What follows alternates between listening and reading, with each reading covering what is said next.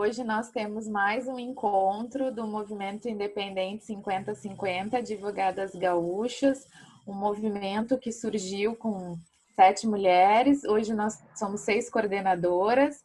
Estamos aqui eu e a Luciana, que vai se apresentar, e a nossa convidada, a Isabel Belocchi. Passo a palavra para ti, Luciana Teixeira. Obrigada desde já agradeço a tua disponibilidade, Isabel. Olá, eu sou Luciana Almeida da Silva Teixeira, uma das fundadoras e coordenadoras do Movimento Independente 50-50 de Advogadas Gaúchas. Com muita alegria, hoje eu tenho um encontro da minha querida colega Letícia Padilha e da nossa queridona Isabel Belocchi. Isabel, obrigada por estar conosco, obrigada por fazer parte do movimento, e hoje a gente quer te ouvir um pouquinho também. Mas antes de passar a palavra para ti, eu já vou fazer a introdução e contar para as pessoas que vão nos ouvir quem é a Isabel Belocchi. Isabel Belocchi é advogada, servidora pública efetiva da Assembleia Legislativa do Rio Grande do Sul, no cargo de analista consultora. Atualmente está cedida ao Tribunal de Contas do Rio Grande do Sul, é mestranda em Gênero e Políticas de Igualdade pela Flaxo, não sei se falei certo, do Uruguai. Sua pesquisa aborda o tema de paridade na política com enfoque interseccional de raça e gênero no Mercosul, a partir da análise de políticas regionais desenvolvidas pela reunião de ministras e altas autoridades da mulher do Mercosul. Isabel, conta para nós um pouquinho quem é a Isabel mulher e quem é a Isabel profissional e a Isabel mestranda que está fazendo esse trabalho lindo. Obrigada, Isabel. Contigo a palavra. Bom dia a todas e todos. Principalmente agradecer vocês pela oportunidade de estar aqui. Bom dia, Letícia. Bom dia, Luciana. Muito obrigada pelo convite. Eu fiquei muito honrada com esse convite. Fiquei muito feliz mesmo. Estava doida para bater esse papo aqui com vocês, porque eu tenho acompanhado, tenho visto vocês, o movimento, e eu acho fantástico isso, porque é o que eu estudo teoricamente, aplicado na prática e impulsionado por mulheres. Então, fecha todas. Eu adoro quando... É muito bom para a gente que está na vida acadêmica, quando a gente vê aquilo que tu está estudando na prática. Assim. Então, isso é muito legal. Tu consegue testar tuas hipóteses, tuas perguntas de investigação, a tua pesquisa, enfim, tu consegue testar e ver como é que ela acontece na prática. Então, eu sou formada pela PUC, me formei em 99, advoguei muito tempo na área trabalhista e depois eu fiz concurso, entrei na Assembleia em 2006. Como consultor, na época era consultora técnica legislativa o cargo. Na Assembleia, nos últimos 4 anos, integrei a Procuradoria Especial da Mulher da Assembleia como servidora efetiva na assessoria técnica, e é ali na Procuradoria que eu começo a ter um interesse acadêmico, vamos dizer assim, de pesquisa sobre o tema da paridade. Então, em 2017, eu fiz a seleção, iniciei o mestrado em 2018, e estou finalizando agora, estou numa fase bem complicada, porque já entreguei a dissertação, ela está em fase de revisão e esperando banca. Então, daqui a pouquinho eu vou defender a dissertação. No começo, eu tinha 2 temas que eu poderia escolher, que eu mais ou menos defini, poderia escolher. Um tema seria esse que eu trabalho, que é a vida política das mulheres, e o outro tema poderia ser mulheres. E eu acabei optando pela vida política das mulheres, a paridade. Então, o que eu estudo hoje são as políticas da reunião de ministras e altas autoridades da mulher do Mercosul, que é um fórum composto por ministras que trabalham a área na Argentina, Brasil, Paraguai e Uruguai. E este fórum de ministras, ele propõe para os órgãos decisórios do Mercosul políticas de igualdade de gênero. Essa é a competência deste fórum. Então, eu analiso as proposições deste fórum especializado na área de paridade, participação política das mulheres e paridade. Porque o enfoque interseccional de raça e gênero. Eu optei por fazer adotar esta linha, porque o que me parece é que a paridade 50-50, aquela paridade francesa, que a gente conhece desde muito tempo, foi a primeira proposta de paridade no mundo, foi a paridade francesa. Para mim, eu entendo, o que eu vejo é que aqui na América Latina, especialmente, ela não é suficiente, porque nós não somos as mulheres não são e aqui na América Latina, raça e gênero estruturam a sociedade, estruturam as relações sociais, estruturam as relações de poder. Essas duas categorias, os sistemas de poder e opressão que estão ligados a essas duas categorias de forma combinada, determinam o lugar das pessoas na sociedade. Elas dizem que as pessoas têm ou não acesso a espaços de poder e decisão, por exemplo, e isso a gente vê nos números. Qualquer pesquisa rápida, por exemplo, no sistema de estatísticas do TSE no Brasil, por exemplo, vai te mostrar que tu tem homens brancos em uma quantidade absurda, em torno de mais de 80% das cadeiras dos legislativos é de homens brancos, depois mulheres brancas, depois homens negros e lá por último mulheres negras. Se a gente for considerar homens e mulheres indígenas, isso também é muito desigual. Para a gente ter uma ideia, por exemplo, em 2016, nas eleições municipais, aqui no Rio Grande do Sul, enquanto tu tinha 80% de homens brancos, e isso são pares de homens brancos, tu tinha 22 mulheres negras e uma mulher indígena eleita. É uma diferença muito grande. Já ia dizer, é uma diferença enorme, né, Isabel? E não é, e esse reflexo, enorme. Na verdade, o que a gente vê na política é um reflexo também que tu vê no mercado de trabalho, que tu vê em todos os outros espaços, né? Não é só na política. Se fosse um problema pontual e fácil de resolver, teoricamente por ser pontual, é uma coisa, mas isso é o resultado de uma sociedade. Então... Sim. E é resultado também da ocupação desses espaços de poder, porque nesses espaços que são decididos os interesses e os direitos das pessoas, é ali que são feitas as políticas públicas, né? Então, se tu tem desigualdades na sociedade e as desigualdades, por exemplo, como tu falou, trabalho e renda, violência, saúde, moradia, enfim, esses temas são decididos nesses espaços. É aí que as políticas públicas que deveriam responder ou resolver essas desigualdades, esses problemas sociais, é aí que que isso é decidido sempre, né? Então, e se tu não tem uma representatividade nesses espaços de poder, como é que esses problemas chegam nesses espaços? Como é que eles são tratados? Como é que eles são sentidos? Como é que eles são pensados, né? Então, não é uma questão só de a numérica tem que estar lá porque tem que estar lá. Não, tem que estar lá porque todo mundo é atingido por essas áreas, todo mundo tem alguma relação com essas áreas. Aquela velha máxima, né? A gente acorda fazendo política. Tu abre a torneira para escovar os dentes, aquilo ali é político, porque tem uma política pública de saneamento, de fornecimento de água. Então, se essas pessoas não, se a população na sua diversidade não consegue se enxergar nesses espaços, como é que elas vão defender os seus direitos e interesses, né? Essa é a razão.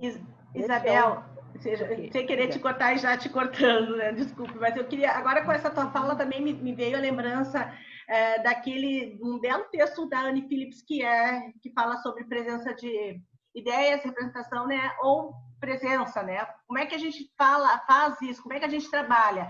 O que a gente precisa hoje? São ideias, são presenças, ou são as duas coisas juntas? Como é que tu enxerga uma forma da gente resolver ou minimizar esse problema hoje na política? Assim, eu acho que o que tu está falando é o que a gente chama das dimensões da representação, né? Eu basicamente trabalho a dimensão descritiva, que é a presença numérica, tá? Numa dissertação de mestrado não tem como, não tem espaço para trabalhar. Eu queria trabalhar muitas coisas ali, mas não dá espaço, não dá tempo, enfim. As outras dimensões, por exemplo, são a simbólica, que é quem são as pessoas que estão ali representando, e a substantiva, é o que aquela pessoa faz quando chega lá naquele espaço de poder, o que ela faz com aquele mandato. Isso a gente liga muito, por exemplo, os movimentos feministas, às vezes, têm uma máxima que diz: não basta ser mulher para estar lá, né? Ou os movimentos negros, não basta ser negro para estar lá, né?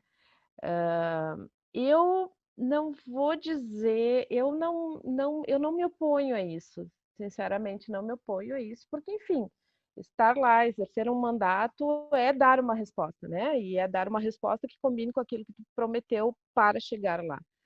Mas eu acho que esta cobrança seria muito adequada depois que a gente tivesse uma igualdade numérica, né? Porque, por exemplo, a gente exige das mulheres que elas tenham uma posição X, Y, Z, e tem que ser assim, assim, assado, e a mulher não pode errar. As pessoas negras também, negros e negras, a gente exige que eles sejam assim, assim, assim, que eles caminhem direitinho, que não pode errar. Então, agora ninguém faz essa cobrança dos homens brancos que estão lá. Alguém chega e diz: não basta ser homem branco? Não, ninguém chega e diz isso. Agora, para as mulheres dizem, para os negros e negras, ui, né? Então, eu acho que a cobrança é válida, eu acho que essa máxima é muito válida, porque, obviamente, isso é da lógica, não adianta tu chegar lá e não fazer alguma coisa para mudar o status quo, né? Ainda mais se tu leva uma bandeira dos feminismos ou de algum outro movimento social. Mas eu acho que essa cobrança é depois que a gente tiver. E aí é que entra o meu ponto, aí é que entra a minha pesquisa, a minha linha de raciocínio, que é depois que tiver paridade. E não é qualquer paridade. É uma paridade em todos os lugares de poder e decisão, todos esses espaços, e é uma paridade interseccional de raça e gênero. Aqui na América Latina, penso eu que deve ser assim.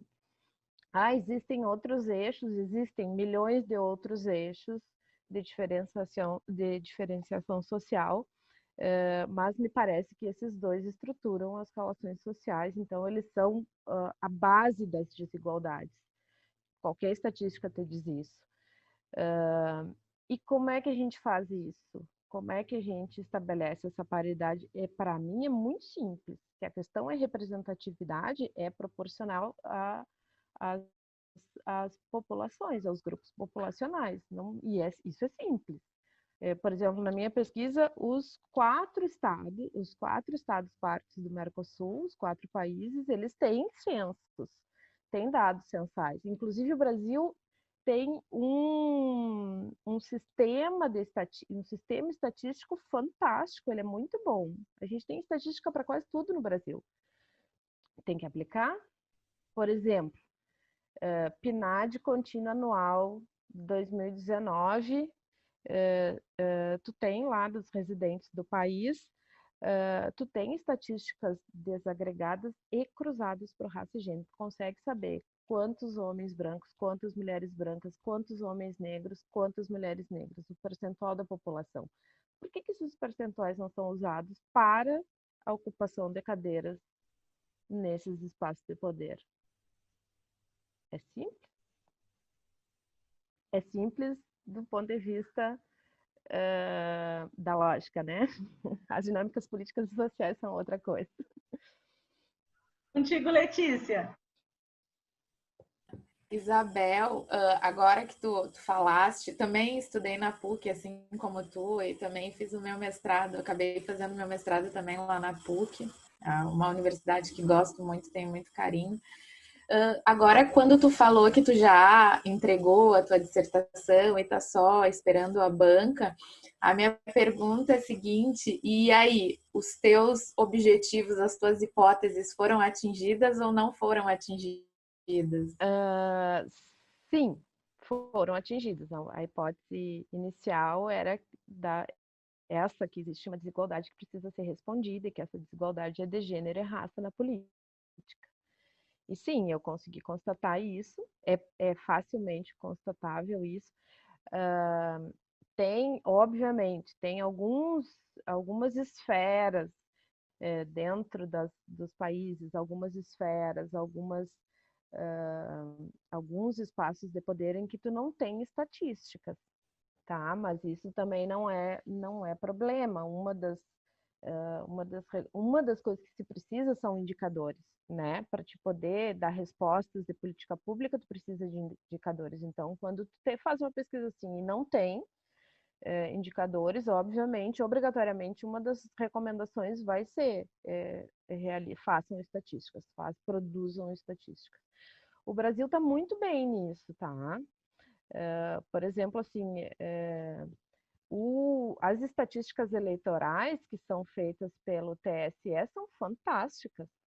Tu tem muito número ali, tu tem muita informação ali, tu consegue trabalhar com esses dados de uma forma muito facilitada. Então, assim, no Brasil isso não é problema. No Brasil tu tem estatísticas com várias categorias, mas faixa etária, gênero e raça tem desde já há algum tempo, mas tu tem faixa etária, tu tem agora uma categoria nova que se colocou a partir deste ano é a inclusão do nome social. Então isso está nas estatísticas também para mulheres e homens trans. A gente consegue ver, quantificar esse contingente nas candidaturas. Então, inclusive, eu tô louca para que termine o prazo de registro das candidaturas esse ano, porque eu quero mergulhar lá naquele sistema e de lá não sai enquanto eu não souber tudo. Então, assim, ó, no Brasil, isto é muito tranquilo em relação aos indicadores. A gente tem essas questões. Então, tu consegue facilmente identificar as desigualdades. A primeira hipótese era: existe uma desigualdade de raça e gênero na política. Sim. Respondendo a tua pergunta, sim, foi constatado. Isabel, uma outra pergunta para te poder explicar um pouco, porque eu acho que as pessoas ainda têm um pouco de dificuldade. Poderia falar sobre a paridade transversal, que consiste, por favor? Sim. Então, essa é uma pergunta que desde o início, desde quando eu escolhi o tema, 2 e 3 alguém me faz essa pergunta. Ela é bem recorrente. A pergunta é: tá, Isabel, tu está estudando paridade, mas paridade aonde? Tu tem que escolher um âmbito, tu tem que escolher, é o legislativo ou são os âmbitos administrativos, é o executivo, é o judiciário, tu tem que escolher. E se é o legislativo, é nacional, é local, como é que é isso, né? E eu, desde o começo, eu respondia: é paridade em tudo. E aí me diziam: não, mas não pode, tu tem que escolher, tu tem que delimitar um âmbito, e até que eu encontrei o conceito de paridade transversal. Inclusive, este conceito foi utilizado no final do ano passado, final de 2019, na reforma constitucional mexicana, que estabeleceu a paridade na política, e lá se usou o conceito de paridade transversal. Resumindo, como dizem as mexicanas, o apelido do conceito no México é paridad en todo. Então, era exatamente o que eu respondia: paridade em tudo. Porque essas a paridade ela precisa ser estabelecida por lei, né?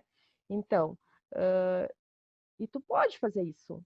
Tu não precisa pegar um âmbito, por exemplo, vamos estabelecer a paridade no legislativo, então vamos editar uma lei sobre isso. Tu não precisa fazer só isso, de restringir ao legislativo. Tu pode estabelecer a paridade em tudo. Então, É no executivo, no legislativo, no judiciário, em todos os seus cargos eletivos ou não de poder e decisão, mais entes autônomos. Essa é a frase. Isso é paridade em tudo. E é paridade, com enfoque interseccional de raça e gênero. Não adianta dividir esses espaços entre mulheres e homens, porque sabidamente isto também se comprova em dados estatísticos, indicadores. Tu faz alguma ação afirmativa nesse sentido, por exemplo, cotas na política, que vem desde 97, quem é que chega lá? As mulheres brancas. As mulheres negras e as indígenas, elas são impedidas de chegar lá, e por uma série de questões, Não tem, por exemplo, para mim não existe o fator as mulheres não querem, ou as mulheres negras não querem, as mulheres indígenas não entendem, não querem. Não é, são dinâmicas que impedem essas pessoas de chegarem lá. Então, e o lá é em todo lugar, todos os espaços de poder e decisão. Isso é a paridade transversal. Agora eu fiquei curiosa e eu já atravessei aqui, Letícia, já te passo a palavra. Mas um dos questionamentos que até a gente estava debatendo anteriormente, só a paridade ou com a paridade, Isabel, resolvemos o problema? Como é que tu enxerga isso, assim? Porque às vezes a gente pensa assim, ok, nós vamos conseguir a paridade, que isso é um dos nossos nortes também do movimento, né? É a paridade. Eu te ouvindo falar realmente o nosso movimento, eu acho que nasceu da tua ideia, assim, foi meio que sem a gente saber, mas nós, né, estamos trabalhando justamente isso, paridade em todos os lugares, em todos os espaços, né? Mas eu também te pergunto, só a paridade, ela já vai resolver o nosso problema?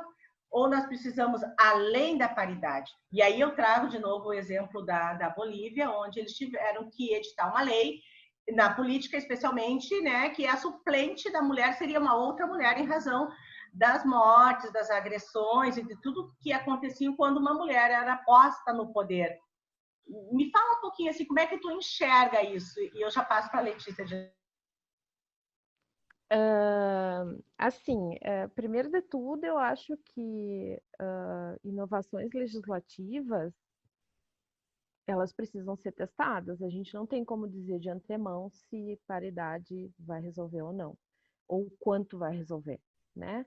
Imagino eu, a minha hipótese é que sim, resolve um tanto.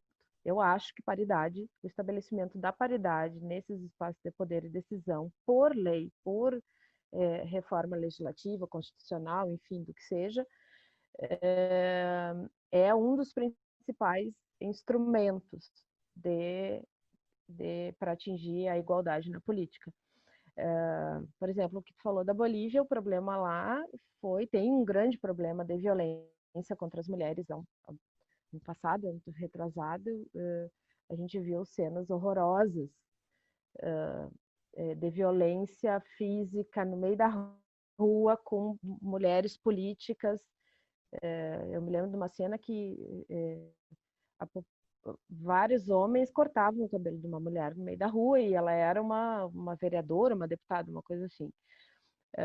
Então, óbvio, a paridade não, ela só por si só ela não vai resolver as coisas. Essa pergunta me faz lembrar, Luciana, como a gente estava falando antes, da lei modelo da Comissão Interamericana de Mulheres, em 2017, por aí eu acho, não tenho certeza, mas é por aí, 2016, 17, 18, por aí, se editou uma lei modelo no âmbito da OEA, pela Comissão Interamericana de Mulheres. Essa lei foi redigida pelo Comitê de Especialistas em Gênero, que é ligada assim, e é uma lei sobre violência política, violência contra as mulheres na vida política. Essa lei vem da Convenção de Belém do Pará. Um dos tipos de violência na Convenção de Belém do Pará é a violência política. Então, esta violência foi trazida para uma redação normativa especializada nesse tema.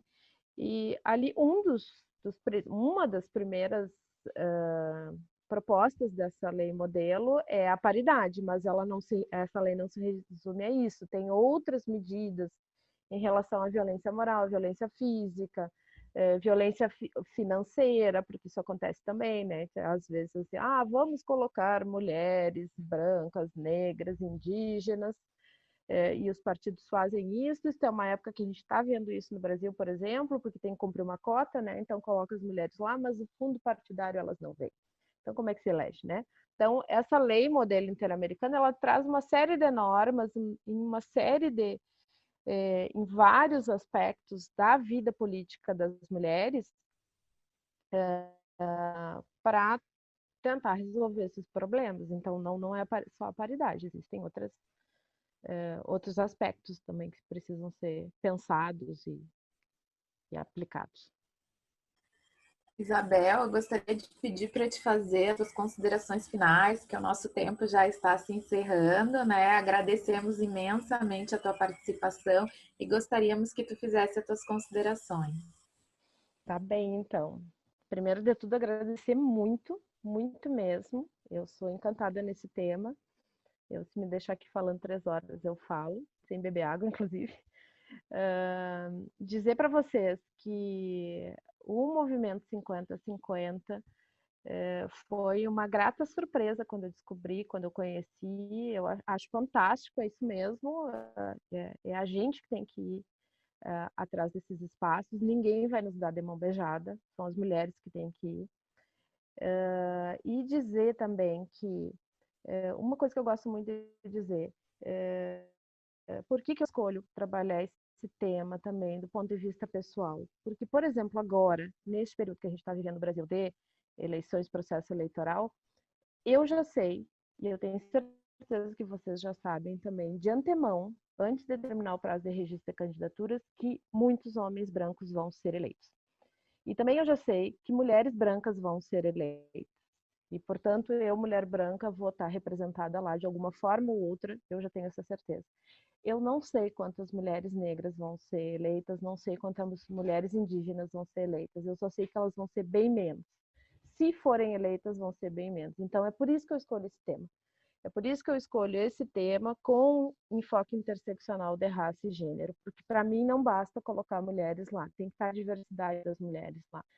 Porque estas mulheres sofrem desigualdades de forma muito diferente em razão da cor da sua pele, da sua raça. Então a gente tem que ter essa noção. Não adianta só mulheres lá, tem que ter uma diversidade, e não adianta só homens também, homens negros, homens indígenas também tem que estar lá.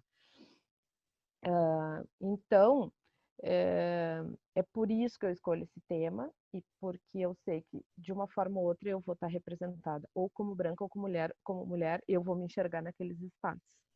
Então, eu acho que é meio por aí, a gente reconhecer esses privilégios, e se a gente realmente acha que a sociedade é desigual, é tentar, de alguma forma, colocar o que tu estuda, o que tu trabalha a serviço de minimizar, contribuir com o fim dessas desigualdades.